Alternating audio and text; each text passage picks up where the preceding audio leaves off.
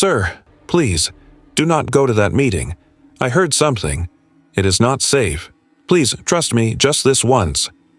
Armand froze halfway into his espresso shot, the edge of the porcelain cup brushing his lip.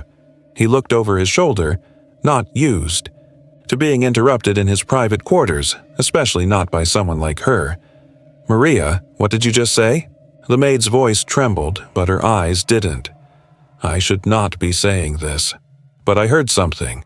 You should not go to the meeting tomorrow." Armand placed the cup down slowly. "You're warning me about a meeting?" "Yes." There was silence. Not the awkward kind, the dangerous kind. She continued, voice low but clear. "Someone was in your study. I was cleaning behind the wall panel. They did not see me, but I heard things." He stood up. "You're telling me someone broke into my house?" Maria hesitated. "Not broke in. They used a key." Armand's face didn't change, but inside the ground had shifted. "I need details. Who? When? I do not know names, but they spoke about the plane, about you not returning, about someone making sure the board moves without you." Now he stared. "You're serious?" "Yes, sir. Please. I know how this sounds, but I swear on my son's life, I heard it. They were not just talking. They were planning something." Rubbed his temples, frustration bubbling. "Maria, do you know what kind of accusation this is?"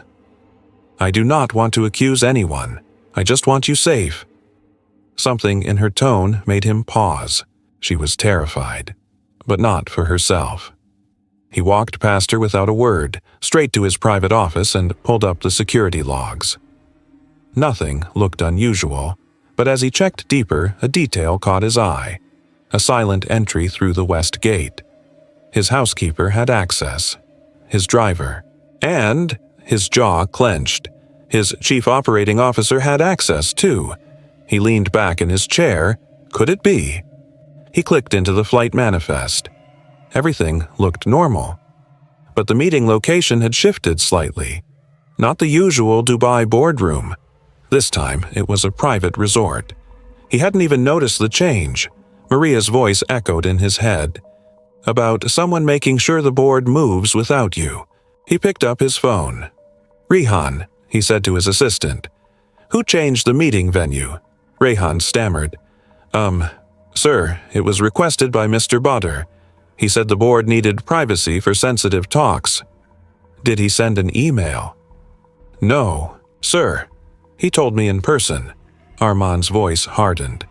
"Find the original email invite and the IP address it came from." "Yes, sir." He hung up, then turned slowly. Maria was still standing by the doorway. He looked at her differently now. "You should not be involved in this. I already am. I heard what I was not supposed to." "Why are you telling me all this?" She hesitated again, then said quietly, "Because you were kind to me when no one else was. You gave me this job when I had nothing. You helped my son. I owe you." The weight of her words sank in. "Maria, did they see you?" "No. But if they find out, they will come for me too." He nodded once. "You'll stay in the guest wing. Don't talk to anyone, not even the other staff. I'll handle the rest." She nodded and left silently. He sat back down, his mind racing. His instincts, sharpened over years of hostile deals and corporate traps, were now screaming. But this was not business. This was something else entirely. Later that evening, as he stood by the floor-to-ceiling windows in his study, his phone buzzed. Unknown number. "You were warned. You'll regret it if you show up." His pulse dropped like a stone. He stared at the message, then looked again. No threats, just certainty. Someone was not afraid to make it personal, and they had his number. He dialed Rehan immediately. "Did you find the IP?" "Yes, sir. It came from your home office. But here's the strange part. It was sent at 2:13 a.m. He froze. "I was asleep. I checked your camera footage. That time slot is..." corrupted. "Nothing's there," Armand's voice dropped. "Lock down the system and tell security to disable all smart locks. Use manual keys from now on." "Yes, sir." He hung up. Somewhere behind him, a floorboard creaked. He spun around. Nothing, just silence. But now, even the silence felt wrong. The next morning, he did not cancel the meeting, but he changed the plan. The flight would take off as scheduled, but he would not be on it. Instead, he left through the back gate at dawn with his head of private security in an unmarked car, headed to an undisclosed location. Maria watched him leave from the window, clutching the necklace her son had given her. She had done all she could. Whether it would be enough, she did not know. At 10:32 a.m., international news broke. Private jet explodes mid-air shortly after takeoff. Passenger list includes Armand Khalid, CEO of Khalid Global. Maria collapsed to her knees in shock. She knew he was not on it, but the world did not, and whoever planned it still believed they had succeeded. "You got a text too? Who else knows about this meeting? And why does my calendar show a different location now?" Rehan's face turned pale as he fumbled for his phone. I swear, sir, I did not change anything. I only saw the update this morning, when I synced the office calendar." Armand leaned in, his voice razor-sharp. "Then who did?" "I do not know," Rehan stammered. "Maybe the board. Maybe Mr. Botter?" Armand's eyes didn't blink. "You already told me yesterday that Botter gave verbal instructions. Now you are saying it could have come from the board?" Rehan swallowed hard. Something is wrong. Armand tapped his phone and opened the internal access logs again. His schedule had been altered 3 nights ago by someone logged in under his credentials. But he hadn't touched it. "I want the cybersecurity team in my office. No one from the executive team should know. Tell them this is about a system audit." Rehan nodded and hurried out. Alone, Armand stared at the untouched espresso from earlier. Maria's warning echoed louder now. Someone had manipulated his flight details, tampered with his security footage, changed his calendar, and now sent a message warning him not to attend. It was not paranoia anymore. It was real. He slid open his private drawer, pulled out a flash drive, and inserted it into the secure terminal beneath his desk. Hidden folders, archived security footage, the hard backups. He scrolled to the night in question. The West Hall camera blinked. A tall figure, face hidden under a cap, entered silently at 2:12 a.m. They walked directly into his office. At 2:13 a.m., the system glitched for 23 seconds. When it resumed, the person was gone. He enhanced the frame, zoomed in on the figure's back, a silver ring. Only a few in his circle wore that. One of them was Botter's chief of staff, Fahad. He picked up the phone. "Get Maria," he told security. "Bring her to the study, quietly."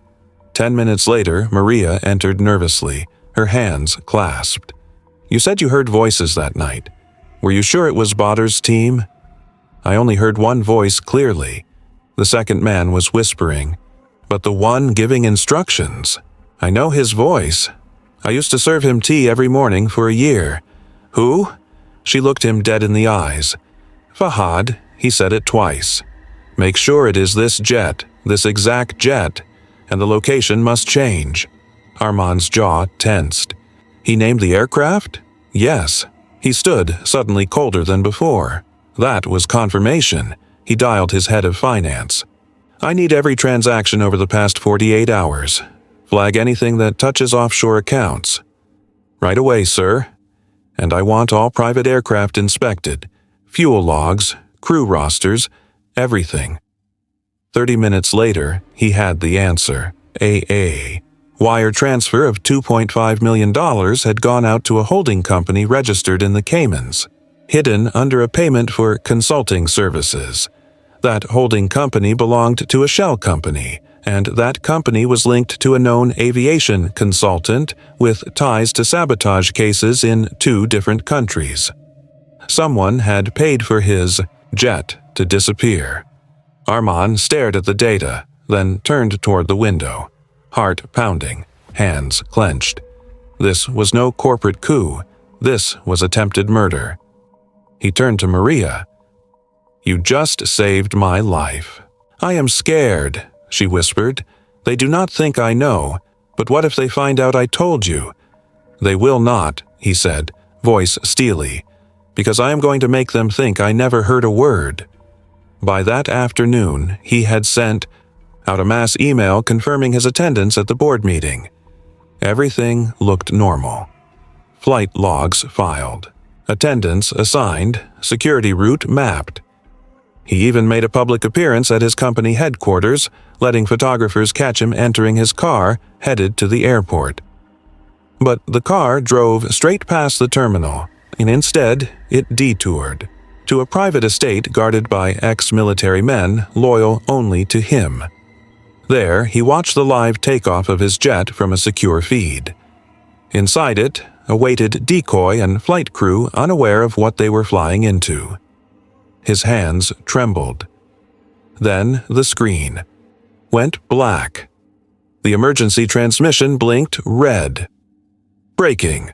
Private jet belonging to Khalid Global CEO explodes mid-air. No survivors found. Armand stared. For a long time, no one said anything. Then his security chief spoke. "They think you are dead." "Good," Armand whispered. "Sir, now let us see who celebrates first." That evening, the corporate world reeled. Social media flooded with condolences. The boardroom of Khalid Global issued a somber statement. Rehan publicly mourned. Even Fahad posted a tribute. And Badr, he went silent. Too silent. Armand watched it all unfold from the dark room, his jaw locked. He replayed Fahad's speech at the last earnings call. The nervous glances, the hesitation. It all made sense now. He picked up his satellite phone. "Get me a trace on every call made by Badr and Fahad in the last 72 hours. Private lines included. I want physical locations too." "Yes, sir." He turned to Maria, who had not left the estate since the explosion. "You are safe now," he said, but she shook her head. "You are not." "I will be. But first, I need to find out how deep this goes." Her voice was soft. "And when you do?" He looked her dead in the eyes. "Then I will return from the dead. They tried to kill me. That jet was mine. That seat was mine. And someone close to me planned it." Armand slammed his fist on the desk, his voice shaking not from anger, but from betrayal. He had spent years building Khalid Global from nothing, trusted people, trained them, fed their families, and now this. Maria sat across from him, her hands clutched together in silence. Her eyes were red, not from fear anymore, but from the weight of knowing she had heard something no maid should ever have had to carry. "They wanted you gone," she whispered, "and not just gone, dead, so you could never come back." Armand turned to Raza, his head of private security who had been working non-stop since the explosion. "What did you find?" Raza placed a stack of printouts on the desk. "We cross-checked the offshore account that paid the aviation consultant. There's a paper trail." "To who?" Raza flipped to the last page.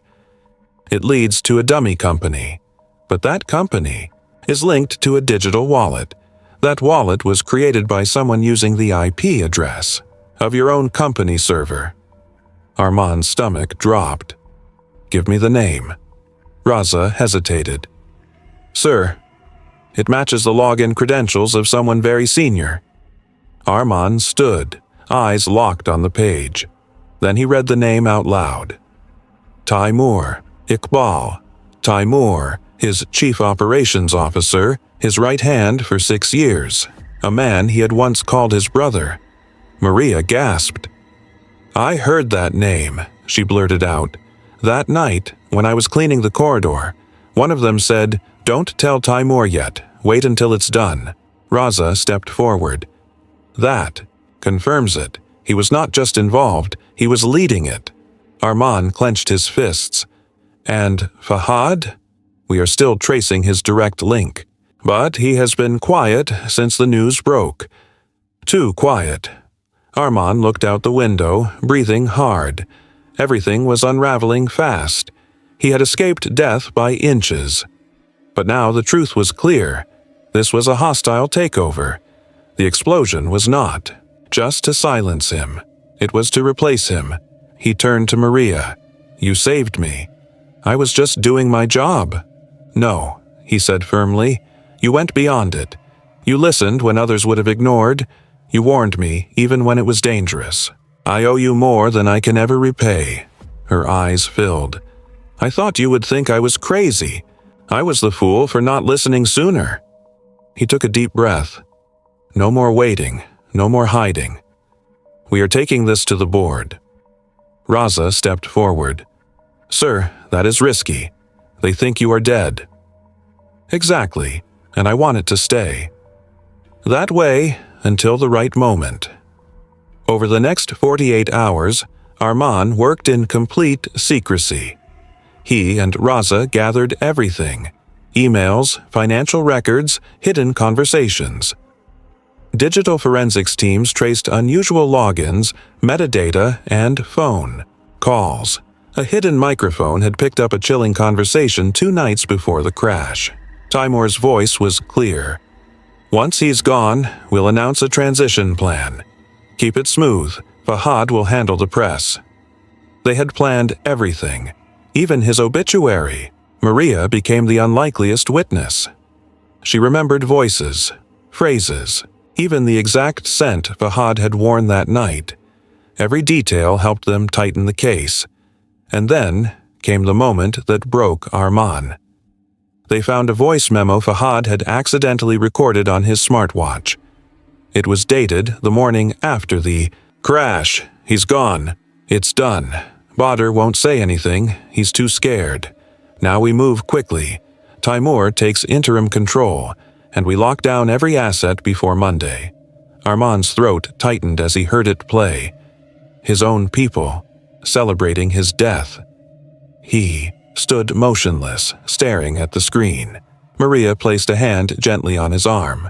"You're still here. You can still fight." His voice cracked. "I built this company for my father's name, for my family, for the workers, and they tried to bury me like trash." He stepped back, voice rising. "Not anymore. The plan was simple. He would not announce his return yet. Instead, he would use the legal system. The internal board still had power, if the right proof reached them. Arman instructed Raza to deliver a sealed envelope to each board member. Inside, the proof, a voice transcript, and one final message. "You've been lied to. I am not dead, and I will not let my company fall into the hands of traitors."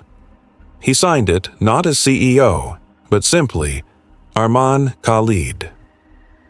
Later that night, Maria sat outside, staring at the stars. He joined her quietly, handing her a warm cup of tea. "You know," he said gently, "I spent half my life thinking loyalty came from contracts, salaries, power." She looked at him. "But the one person who saved me earns the least in this entire building." She smiled sadly. "I did not save you. God did." He nodded. "Maybe, but he used you to do it." There was silence. Then Maria spoke. "I think they knew I saw something. I think that is why they stopped asking me to clean the 7th floor." Arman sat up. "What?" "They moved me to the basement the next day, said I had been promoted, but I think they just wanted me away." That confirmed everything. They had not just planned his death, they were cleaning up every possible witness. "Not anymore," he whispered. The next morning, The boardroom of Khalid Global was tense. A surprise emergency meeting had been called by the audit committee, and just before the session began, Timur's assistant walked in, pale-faced. "Sir, he is gone." "Gone where?" We do not know. His house is empty. His phone is off. His car was found at the airport, but there is no record of a flight." Fahad looked up sharply. "What about the footage?" "Missing," the assistant whispered. "All of it." Across the city, in a quiet hotel room, Arman watched the news alert on his burner phone. Breaking. Khalid Global Executive missing amid internal investigation. He looked up at Raza. "Now it begins. You saved my life with nothing but your honesty. Now I am going to save yours with everything I have." Arman stood backstage, hands clasped behind him, staring at the curtain that separated him from the world that thought he was dead. Maria stood beside him, nervous, her palms damp. Cameras clicked beyond the curtain. Reporters murmured. Executives whispered. His board sat in silence. And then, the curtain parted. The room fell completely still. The man they had buried in headlines was walking toward the podium. Alive. Gasps rippled through the hall like a wave. Cameras erupted in flashes. Phones rose like a sea of disbelief. But Arman Khalid did not flinch. He stepped to the microphone, paused, and let the weight of the silence settle. Then, slowly, he spoke. "I know what you are thinking. You are thinking, this must be staged, a hoax, a look-alike. You are thinking this cannot be real." He looked directly into the lens. "But I am real. The betrayal is real. And what you are about to hear will shake every wall of this building." Behind him, a screen lit up. First came the wire transfers, millions siphoned into ghost accounts.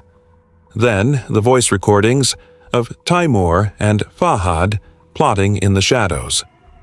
Finally, the airline investigation report, confirming the sabotage. Not engine failure, not a tragic accident, a planned murder, and just before the screen went black, one final image. Maria, standing in the corridor, a grainy security shot, head down, mop in hand. She looked at herself on the screen and froze. Arman turned to the crowd. "That woman right there saved my life," murmurs filled the room. Executives leaned forward. Someone whispered, "She's a maid." He continued, voice rising. "She heard what none of us did. She saw what we were too proud to look at. And when it mattered most, she spoke up." Maria's eyes filled. Arman turned to her and extended his hand. "Come, stand with me." Shaking, she walked forward. The cameras turned to her now, capturing her stunned face, her trembling hands. "For a long time," Arman said, "I believed success meant never showing weakness. But now I know the truth. Real strength comes from those who have nothing to gain and still choose to do what is right." He paused. "Timur and Fahad tried to silence me. They almost succeeded. But what they forgot is that the truth has a voice, and today it is louder than ever." As if on cue, two uniformed officers entered the room. Timur, sitting in the second row, bolted upright. "Wait, what is this?" The officers approached him calmly. "Mr. Timur Iqbal, you are under arrest for conspiracy to commit murder, corporate fraud, and obstruction of justice." Chaos erupted. Fahad tried to stand, only to find 3 more officers blocking his path. No, this is a mistake. This is all fake, But the proof was on the screens, and the world had already seen it. In one moment, the traitors were led away, and in the next, Arman turned back to the press. "To my investors, my employees, and the people of this company, your trust was broken. But from this day forward, it will be rebuilt on truth." Applause began slowly, then grew, louder, fiercer, not just for Armin, but for the woman beside him. Hours later, in the privacy of his office, Armin sat across from Maria. She was still shaking. "Thee clapped for me," she whispered. "I was just doing what any decent person would do." "No," he replied. "You did what most people are too afraid to do." He reached into a drawer and slid an envelope across the desk. Inside was a contract. Maria read it in disbelief. "You want me to lead a foundation? Not just any foundation, the Khalid Trust, for education, for women, for justice. You saw injustice up close. I want you to lead with your heart, because the world needs that." Tears spilled down her cheeks. I do not know what to say." "Say yes," he smiled. She laughed through the tears. "Why me?" He paused, looked her dead in the eyes. "Because I owe you." She shook her head. "You do not owe me anything," leaned back, thoughtful. "But I still do not understand something," he said quietly. "You could have stayed quiet. You had no reason to risk your job. Why help me?" Maria swallowed hard. Her voice broke as she answered. "Years ago, my son was very sick. We could not afford his medicine. I came to your company, begging for help. I did not even get to your office, but a young intern found me in the parking lot, asked me what was wrong, and paid the full amount from his own salary." She looked up. "That intern was you." Armand blinked. The memory hit him like a wave. A woman crying by a rickshaw, a young boy clinging to her, a decision he had made in seconds, and forgotten. Until now. He leaned forward, slowly nodding. Some debts, he thought, are not paid in money. They are paid in moments. In the honesty of people who remember when the world forgets. He stood and extended, his hand once more. This time, not as a CEO, but as a man grateful to be alive. "You helped me when I did not even know I needed saving. And you helped me before I even knew who you were." They stood in silence for a moment. Then the door opened. Outside, journalists waited. The world waited. But this time, Armand walked out not just as a billionaire returned from the dead, but as a man rebuilt by truth, and beside him walked the woman who had changed his fate forever.